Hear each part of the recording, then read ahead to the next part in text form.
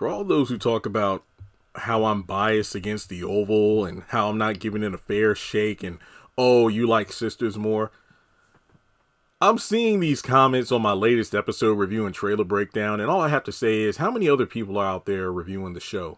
Some other YouTubers I know who used to cover the show no longer do it. I've been thinking about dropping it since season 5 began, but it actually picked up a bit of steam, and I kept going, and thankfully I was rewarded for my efforts when BET reached out and sent me that oval suitcase with the equipment in it.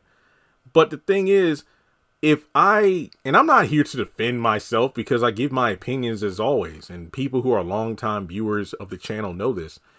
I'm not talking out of my ass when I do my reviews, or when I think an episode is bad, I think it's bad.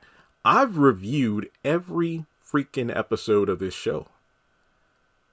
Every episode of this show. Ruthless, I stopped halfway through season 3. I just got tired of it. Don't get me wrong.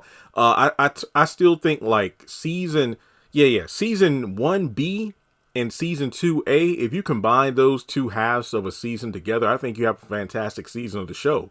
But I just got bored with it because say what you want to about the repetitiveness of Sisters and to an extent Zatima. Trust and Believe, it is very repetitive.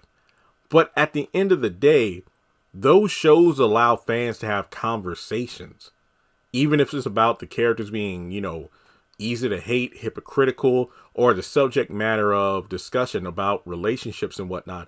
The Oval, there isn't much in terms of discussion factors, like you watching and that's it. The Oval's dry as hell. Like, how much do you have to watch the show to realize it's usually just the same conversations going over and over again? Now, don't get me wrong. The setup for this season finale is hella good. But I don't think the penultimate episode was that great because if you watch the trailer, the episode really wasn't that great. You watched the episode through the trailer. Nothing really happened.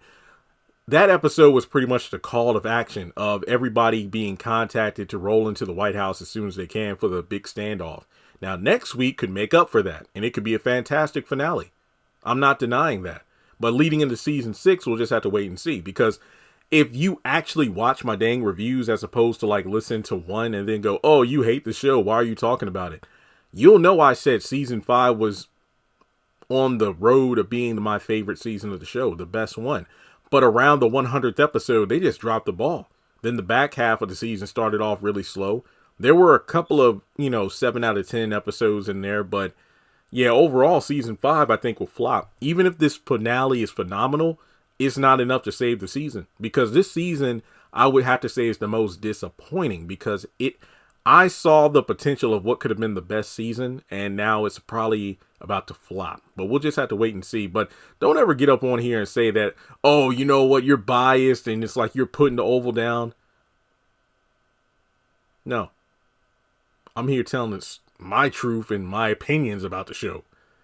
So before you leave an ignorant comment like that, just remember this is a person who's actually cared enough to watch and dissect every episode of the show. The question is, the same people who trash my opinion about the show, can you say the same? Have you watched every episode? Have you done episode reviews, trailer breakdowns, and discussion pieces on every episode from start to where we are now? If not, no need to leave in a comment. But hey, the more you post, the more it actually helps my video get picked up in the algorithm and more views and whatnot. So have at it. I don't care. But yeah, I don't hate the show. I just feel like it is disappointing that there is a lot of untapped potential, but I wouldn't be disappointed if this was the last episode, though. But that's just me.